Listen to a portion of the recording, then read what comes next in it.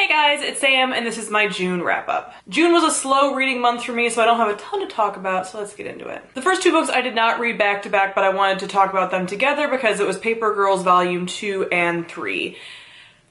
I'm not a big fan of this graphic novel series. I caught up in this series because Volume 3 was nominated for the BookTube SFF Awards. We have done our live show, which I will link on the screen if you guys are interested in the winners and you haven't heard yet. But Volume 3 was nominated for the award show, and I do not like these.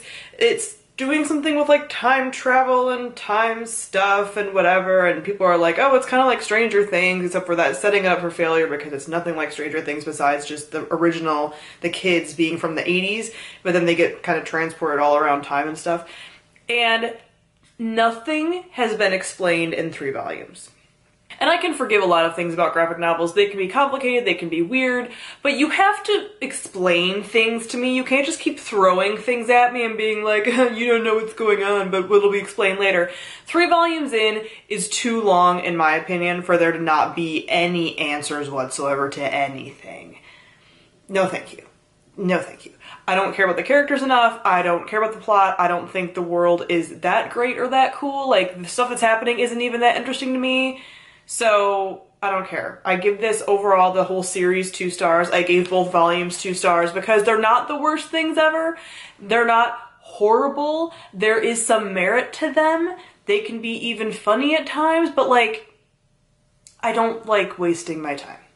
2 stars for both of these. I then read Second Chance Summer by Morgan Matson. I've already done a full review on this, so I'll link that on the screen. This is a standalone YA contemporary that follows the main character of Taylor, and her dad has recently been diagnosed with cancer, and this is going to be their last summer together, so they are all, as a family, spending it at their family lake house, but they all haven't been back there in some time, and there was something that happened when she was there, when she was younger. I think she was like 12 or 13, and she kind of ran away from that past there, so it's all about dealing with all the family things that are going on, and the grieving process and her dad being ill, but also whatever it was that happened that tore her away from a lot of her friends there down at the lake and all of that. I really enjoyed this. This was the perfect early summer read for me. This takes place over the entire summer. It was really good for that. I feel very nostalgic about lake houses because I am from the Illinois-Wisconsin area, and so lake houses are where it's at. I don't care about beaches, I don't care about islands, I care about like lake houses. And this had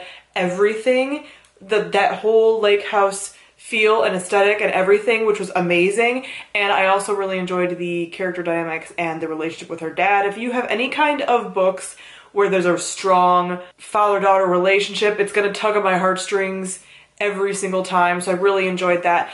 There was a lot of things about it that were predictable, but in a way that was fun for me. This is one of those books that kind of spoke to me and had a lot of things that I like, so even though there's some things that's like, I can kind of predict these story beats, I didn't care because it was just what I wanted. I did find the end a tad bit rushed because it took a lot for the beginning, the first half, to kind of get going and get into what was happening, and then the end I felt like there was a lot of stuff just kind of skimmed over that I would have liked more time spent on, but overall really enjoyed this one and gave it 4.5 out of 5 stars. And the last book that I read was Fury Born by Claire Legrand. This is the first book in a new YA fantasy series that follows 2 perspectives of women in this fantasy world, and they are a millennia apart. They both have extraordinary abilities that are going to have some kind of impact on their world as they know it. In Rael's timeline, she is faced with having to go through the trials to prove that she is the Sun Queen because she has all this kind of elemental magic, and there's a prophecy around that, so she kind of has to go through that. And in the other timeline, Eliana is a girl who also has some different abilities, and she is a bounty hunter for the evil empire, but that is just to keep her family safe. And one day she has to team up with some rebels, and she kind of finds out that there's more to the empire and to her world than she even realizes, and both of their stories don't quite intersect, but they sort of have some impact on one another, and everything kind of goes from there. This is a very interesting book because I wasn't sure what to think going into it. I didn't know a ton going into it, and I'm kind of glad that I didn't. This is a dual perspective story, like I said, but they're not perspectives that really like intersect and intertwine, but they do kind of, like, one kind of has some impact on the other. And there's a bit of a prelude, so the first chapter is a sort of flash forward, flashback, like you basically know some of the storyline of what's gonna happen with at least one of the characters there. So you're watching stuff unfold with her and knowing kind of how it ends, and all of this kind of stuff. Yeah. I really enjoyed this. I really need to go into more depth with this than just this little mini review within the wrap-up. So I'm going to be doing a full review on this. It's going to be up next week. But I really enjoy the world. I really enjoy Claire Legrand's writing. She wrote Winterspell, which had mixed reviews from a lot of people, but there's something about that book that has held on to me, and the same thing is true for this. I was very engrossed with a lot of it. I'm still thinking about it even after reading it.